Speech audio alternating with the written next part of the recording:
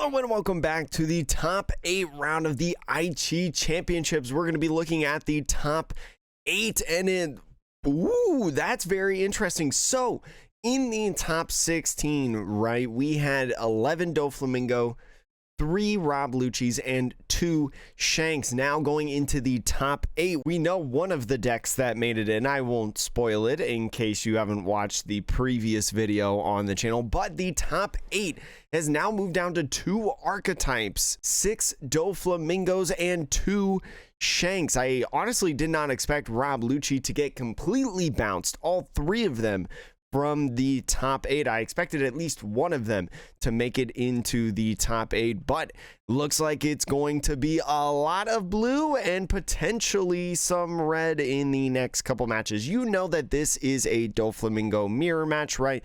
We previewed it in the last video, and you know by the title and thumbnail, Doflamingo arguably the best deck in the OP09 format, just so strong with that 7 Warlords of the Sea type package that it got in not only OP07 but also the new starter deck that came out as well, has made it the deck to beat, right? And what the meta has kind of revolved around. So super excited to get into this one, but before we look at their starting hands and get into this game, just want to give a quick shout out. I am running a giveaway for a Dueling Guard playmat, courtesy of Dueling Guard, one of our sponsors. If you want to get in and get one of these playmats, you'll have your choice of which one you can get, right? I have a whole bunch of them on screen right now.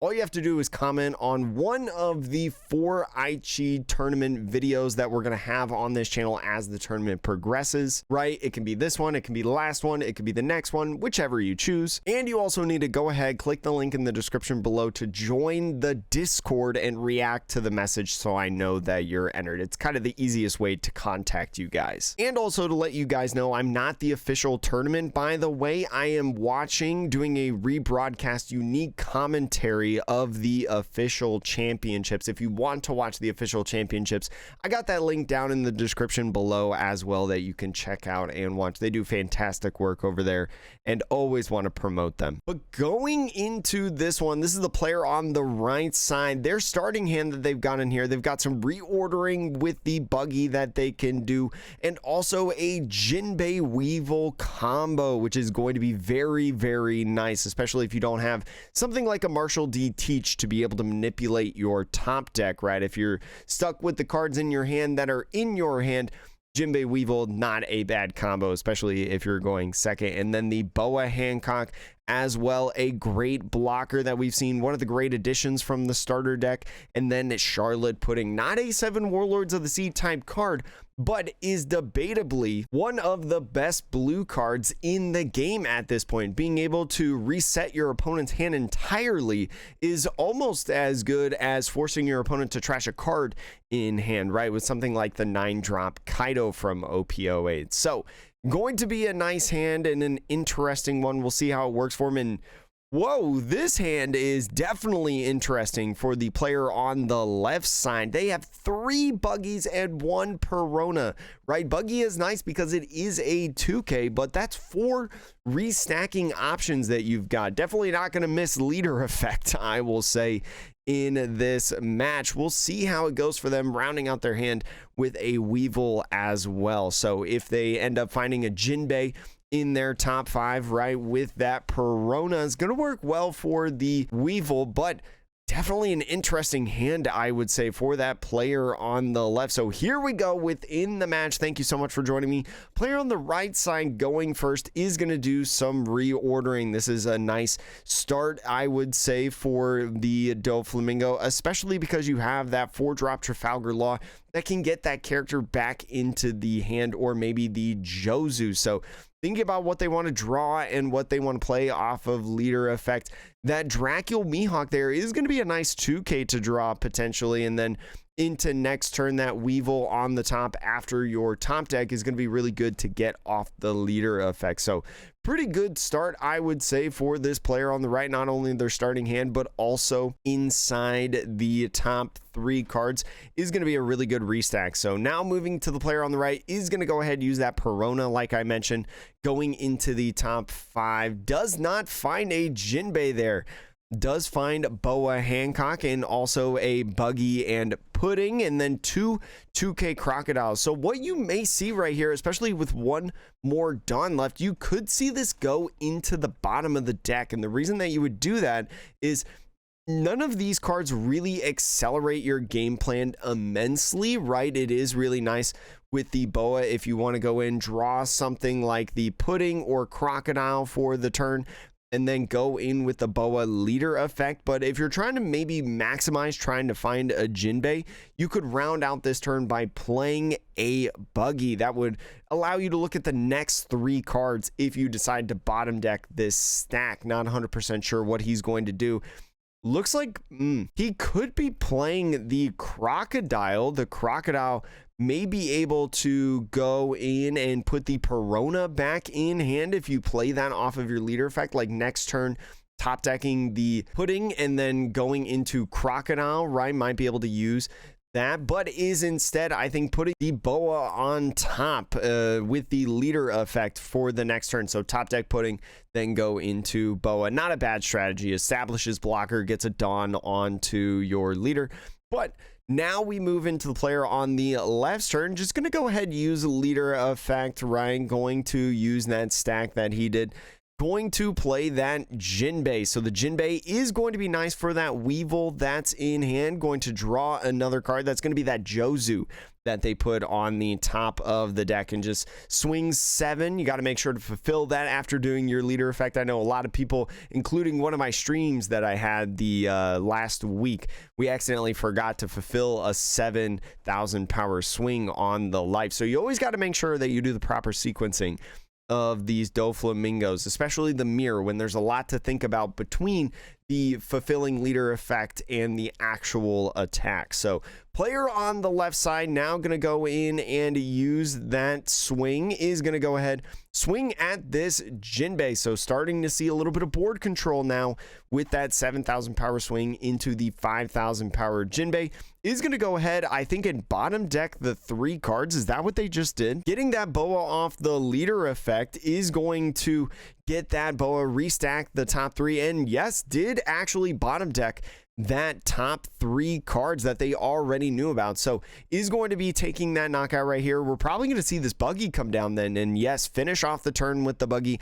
Look at a new fresh top 3. You see another Boa blocker, which is good, and Trafalgar Laws. The Trafalgar Laws could be nice to be able to push back some opponents' characters, right? You're starting to put some little babies on the ground, right, in those Perona and Buggies, and so having that law on the field would be able to bounce it back into your hand. So might be a cool idea that they try to do and control the board a little bit more, because Doflamingo, all about the 4 costs, right? Even Weevil, a nice 6,000 power character, is a 4 cost on the field. So we're going to move into now the player on the right side's turn after top decking, I think, another Jozu on there. We'll see what they do, right? They do have another Jinbei play that they could utilize. Works perfect with that Boa Hancock, and it looks like they're kind of eyeing up that play. So going ahead, playing that Jinbei, plays another 4 cost character or less, and plays that Boa.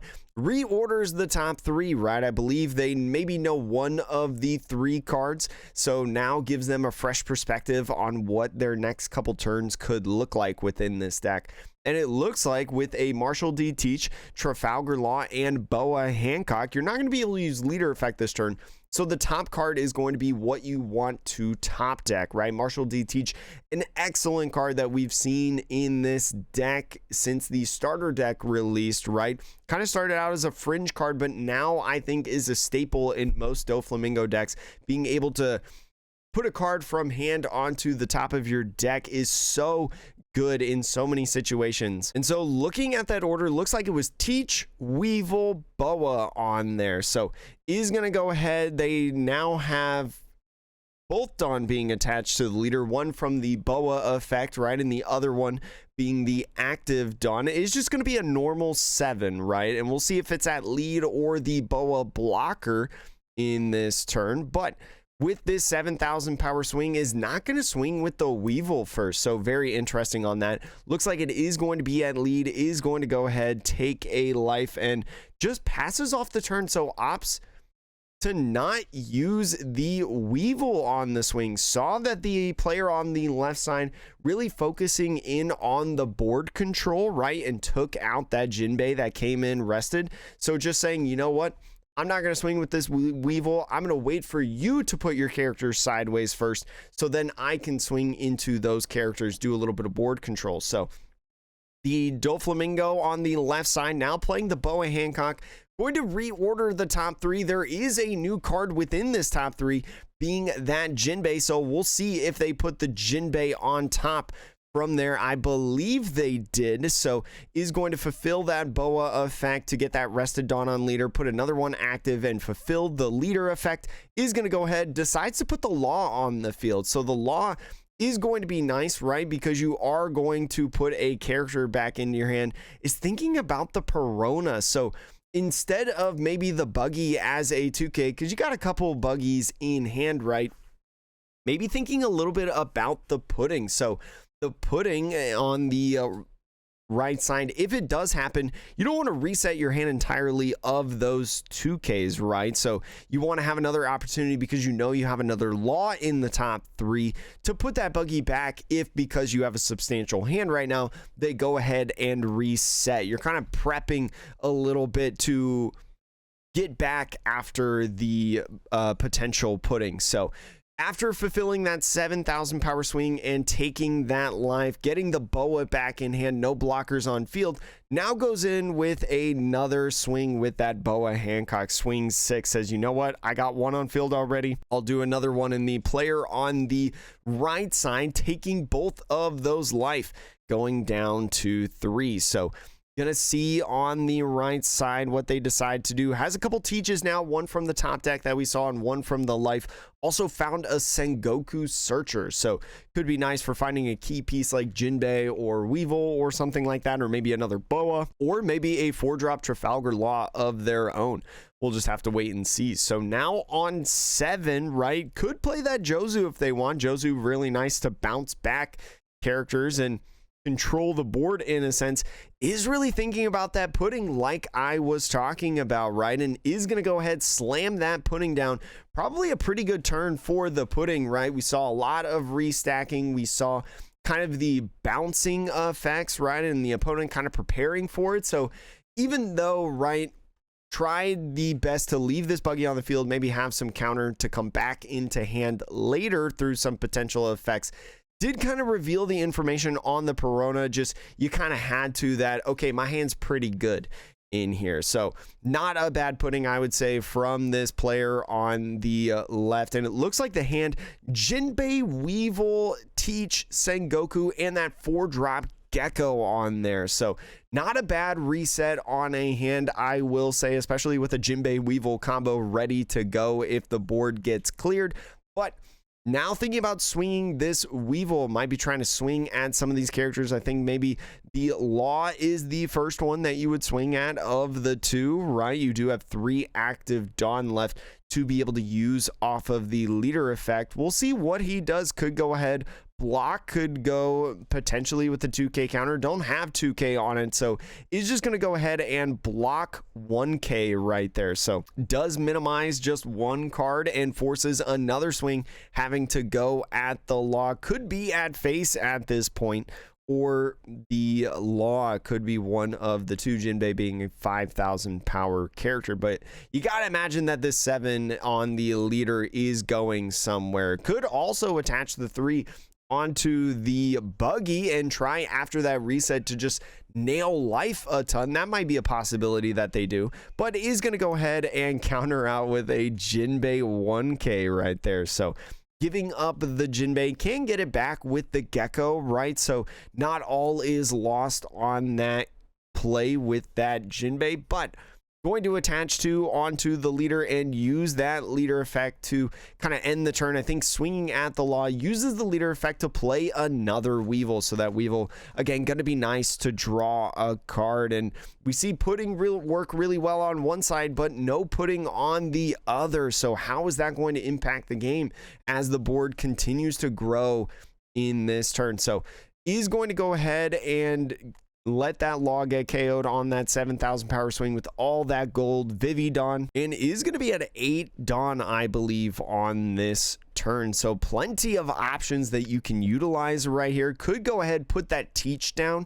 Teach could be really nice to use on here, manipulate the top deck, be able to play the Jinbei Weevil as well, or maybe the law, right, and bounce back that buggy. We're going to see exactly what they decide to do on this turn. And so is thinking about at least one. Where would they put the one? Maybe thinking about swinging with the boas a little bit, right? You may need to swing with these blockers in order to apply pressure within this game, right? Instead of just one swing per turn, maybe give 3. Does put you in a little bit of an unfortunate position, right?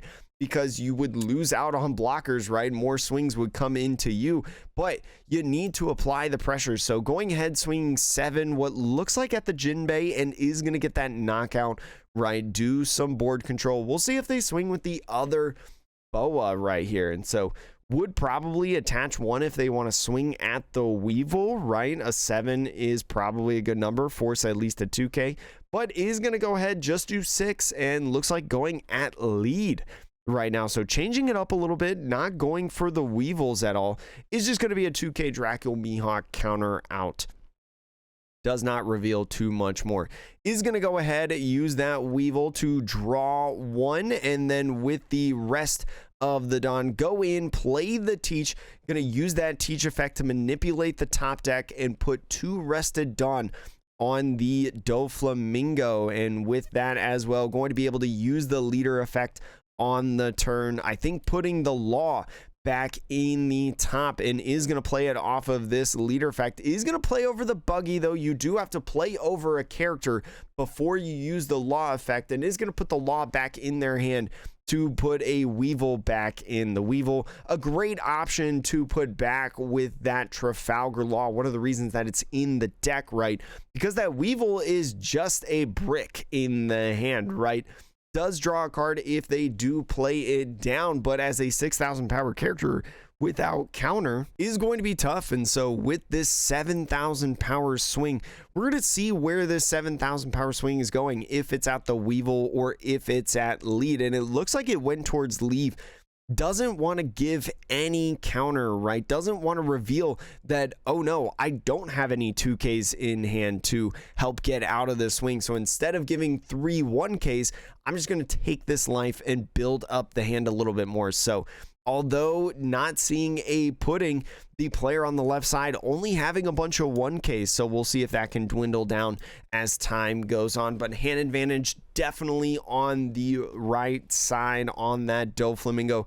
Very interesting mirror match going on right now. And so now I believe at 9 Dawn right here, good thing about playing the Jozu, Ryan Jozu, could be nice to not only get a character off of your opponent's board, but would allow you to put, I believe, the buggy still on the field into your hand, right? Get a 2K into your hand.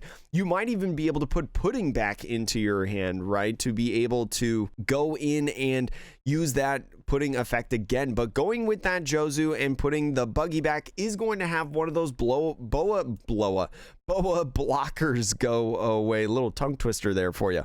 And is going to round out the turn with a Teach of their own. We're really seeing the importance of Teach within this to manipulate what the top deck is going to be. Probably, I would imagine, play the Weevil, right, off of the top of the deck. Could also maybe go with a boa if they want to start restacking their top deck again, but the restacking not as important once you have a Teach on the field of play. So is going to go ahead, use a leader effect to play something from the top. It is going to be a boa, so going in instead, maybe saying the blocker is a little bit more important. Does find a couple 2Ks in the buggy and crocodile that could be nice in your draws for turn, and a Perona as well. So we'll see if they decide to put this on the top or the bottom. Looks like it is going to be the top, so is going to go ahead, fulfill that boa, right? And now making it an 8,000 power swing, is going to go at that boa. So is going to go ahead, take that knockout, and finish off the turn with a Weevil 6,000 power swing. Is going to put the left side to 2 life now. So now passing off the turn, especially putting those cards on top, you gotta imagine that maybe no leader effect happening next turn, just using the Weevil, right, to draw cards and kind of spread out the Dawn a little bit and apply a lot of pressure potentially on swings. So now we go into a full 10 Dawn turn for the left side. Let's see exactly what they do. I think top decking the Perona on that turn. A very intimidating board now over here on the right side, now that Jozu has come down, right? Jozu being a 7,000 power character is going to be a big target to take down, especially because you don't have any way to get rid of it outside of maybe a KO or a Gravity Blade or a Red Rock, right? You can't use like your Trafalgar Laws to get those guys off of the field. You have to either use one of the aforementioned or previously mentioned events that I said, or you have to go in with a battle and take a KO that way. What's kind of your play? Like, do you focus the Dawn more on attacking, or do you try to focus more in on playing down a bunch of characters? And at least is going to start out with that Trafalgar Law. So the Trafalgar Law is going to put himself back and get a boa back, do a little bit of board control right here. He's going to use and put that teach down and use that effect, manipulate the top of the deck, maybe try to use leader effect to get that Law down again, right? And pop another character and put it back in the hand. Would probably be the Weevil, if anything, I think. So using that leader effect is going to put the Law down. Like I mentioned, the Law goes back into the hand again, and so does the Weevil. Definitely an interesting strategy, using that Law multiple times on the field. And with 5 Dawn left, could honestly go again with the Law if they wanted to, but may do something a little bit more beneficial, like the Gecko or the Weevil play, or maybe a Boa blocker to restand, look at the top 3 and see what they got to work with in the next set of turns. So on that 7,000 power swing, does counter out a 2K, 1K with the buggy and teach, kind of once again not revealing that their hand is really lacking on the 2K. So good strategy on the right side to use that Jozu, put it back in the hand. And we're going to see what he uses with the rest of the Dawn. Could go in and attach one, swing 7 with the Weevil. We'll see now. Probably a life get taken right at this point, because right, instead of revealing, like I mentioned, 3 1Ks on the counter, you could just go in and take a life. Would put you at 1, is a little bit scary, but I still think you have a slight advantage in this game. And so does look like they're going to use a bunch of 1Ks on here, maybe not caring about the information, caring about staying at 2 life more in this scenario. I can understand why you would want to go ahead and use the counter, right? Especially if a Jinbei comes down, like Jinbei Weevil combo, that would allow so much pressure to be had on the board at this point for your next turn. So if you took that life, that would be a lot of swings coming in if you can't clear the board entirely. And they don't have a lot of ways to clear board anyways, right? With bounce back characters, they only have stuff that draws cards in a sense. So ends the turn playing that Weevil, is going to draw another Weevil, not really going to help you a ton of bricks in hand, may reveal a little bit more about your hand in the near future than you would like, right? With a Jozu swing coming in, a leader effect swing probably coming in. So we move on into the next turn. We know that the next 2 cards after this buggy top deck for the right side is Crocodile and Perona. So nothing really to help you in terms of bouncing back those characters, like I mentioned, unless you reorder the stack and then put it at the bottom. So we'll see what they decide to do right here. If you do play 2 boas, you can still fulfill the leader effect, right? You get 2 blockers on the field. You can get a leader effect down and be able to potentially play something that is beneficial to you. And you've also got the teach in place. So Rested Dawn coming at you like crazy in this turn. Could also go a little bit wider and swing like, you could use the 2 Rested Dawn with the teach and then put it on the Doflamingo. Go ahead, use leader effect, and then you can use 2 boas to like go in with the pudding, but it attaches just 3 Dawn with the pudding and swing 7. So where is this 7 going? Is it going at the Weevil, or are they going aggressive at life? This is the real question. Definitely an interesting call to go in with that 7, and takes the life here. So it is going in with the life, a 1K at least, not a brick, but you really want a 2K at this point. So does this player on the right side go in for the game? Is thinking about playing the other Jozu in hand to put either the pudding or the teach back, and is going to put the pudding back, put the Weevil in the hand, and is going to go ahead with the teach probably in the end of this turn. Is going to use that teach effect to put 2 Dawn onto the leader, Rested Dawn, and that final active Dawn is going to be able to use for the leader effect. But first, swinging 7. I would imagine that the 7 is going at face right there at 1 life now. You really want to start pressuring at this point with that life. So is going to go ahead and take it. Is going to go in now and swing maybe a boa blocker at this point, and no, it's going to be a Weevil. I was thinking maybe a boa blocker, but to get another Rested Dawn and maybe swing 8, right, kind of force 2Ks out of the hand. But on this 7,000 power swing is still going to force a lot of cards, and we'll see what they do on this one. Is going to have to go in with 3 1Ks because you also have no 2Ks in your hand in this one. Started out with the ton, but after that pudding just really reset the hand entirely, and it worked out kind of for you, but you lost all your counter that you had that could have been so nice on these swings. So great job, I feel like, on both sides. I feel like it's not been a bad game to watch overall if you're interested in learning a little bit in the Doflamingo mirror. But plenty of counter kind of on the right side with those couple 2Ks, and not a lot of swings to be able to use anyway. So the 7,000 power swing, going to be able to get out of it with the 2K, 1K, right, that they choose. Is kind of thinking about the math on here. Can I lose at this point? And especially if they're going at characters, maybe thinking about as well the different attacks that they can use. If it's at characters, you definitely want to counter right now, right? A 7,000 power swing at maybe the Weevil, you definitely want to counter out with a 2K. So still 5 minutes left in this match, plenty of time. I don't expect this game to go too many turns over. They're showing the Rush Usopp on screen. I don't think I've seen yet a Rush Usopp in any of these Doflamingo decks, but it would be super beneficial in winning this game, right? To get an extra swing off could actually be somewhat of a difference maker that your opponent may have to consider. Maybe the Rush Usopp was a big thought heading into this tournament, but maybe has enough counter that says, you know what, I'm just going to take my chances with it. Attaches, how much Dawn is that? Is that 5 Dawn?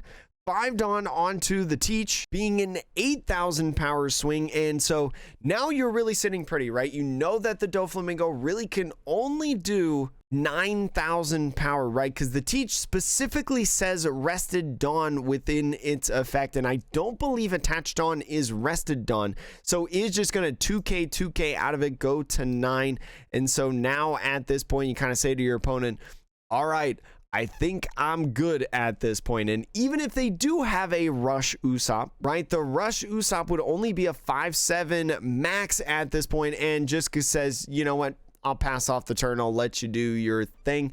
And here we go. Player on the right side, top deck for turn, is just going to go ahead, swing 9 at lead, maybe being a little bit cautious about White Snake, right, potentially being a card. And the player on the right side is going to win this one and advance into the top 4 match. It's going to be really curious as well to see if the 2 Shanks within the top 8 advance into the top 4 as well. Kind of get a perfect 2 and 2 in this one. I don't know exactly who the Shanks matched up with within this round, But I do know that it's going to be an exciting rest of the tournament, and I'm just hoping that Shanks advanced with it, and so then I don't have to watch 2 more Doflamingo mirror matches, right? I'm okay with the top 4 mirror match, or maybe a finals mirror match of Doflamingo, but one of those 2 better have a Shanks in it. So I don't have an exact Doflamingo deck list for you from this tournament as of yet. That's not made public, but I do think that with this result, this is probably actually pretty close to what these Doflamingos were running, right? No surprises within this deck. We saw the Trafalgar Law here really put in a lot of work, especially on the left side. Some of the cards, though, that we've seen on and off within this deck include this 4-drop Trafalgar Law from OP07, right? Just an extra addition of 2K if you're worried about kind of your 2K count. Maybe you play Buggy a lot of times, right, and you can't get him back a ton, or maybe he gets KO'd pretty easily by black decks or bottom decks from other blue decks. Just a nice way to have an additional 2K within the deck. And then Perfume Femur. I've actually seen some lists of Doflamingo cut Perfume Femur. I don't know if it's entirely correct. I do like this as at least a one of within decks, right? Could be really good in several matchups, because most all decks running blockers right now, I feel like, in the format. But a couple different cards that you can have in here in replacement of those 2, one of them being Gravity Blade, a card that I mentioned earlier, and another one that I mentioned earlier is Gum Gum Red Hawk, right? Both of those 2 cards really good at not only controlling the board, right, but in the mirror match, Gravity Blade is a nice card to be able to put characters on your opponent's side at the bottom of their deck, right? Instead of their hand to utilize again, either for on-play effects, Marshall D Teach Leader effects, or counter. The Red Rock is really nice to be able to counter out of something like the Blackbeard matchup, right? That 10-drop 12,000 power blocker Blackbeard is so good. And even in the Shanks matchup, right, we see in this tournament Shanks being a relevant opponent. A Red Rock could really be nice for any 10-drop in format, right? Anything higher than a 4 cost is tough when Gravity Blade is involved, and if it's over 6, unless you're running Red Rock, you can't really get rid of it outside of battle. So the Red Rock, a really cool addition to be able to pilot in these Doflamingo decks. But also, for the most part, this is pretty much the same list that we've seen. And that's going to be all for this video. Thank you so much for watching. The top 4 match and finals coming here soon. And don't forget, with that Dueling Guard mat giveaway, leave a comment in any one of the Aichi videos who you want to win in this one, if you're cheering for Shanks or Doflamingo at this point. And also join the Discord so then I can easily contact you if you win the giveaway. Shipping worldwide as well, and you can choose which playmat you want. I'll send you any of the ones that were pictured there. Tune in for tomorrow's video, which is the top 4 round, and then the finals the next day. And I hope to see you soon. Got a lot of stuff coming on the channel, and that's exciting. Hope you're there.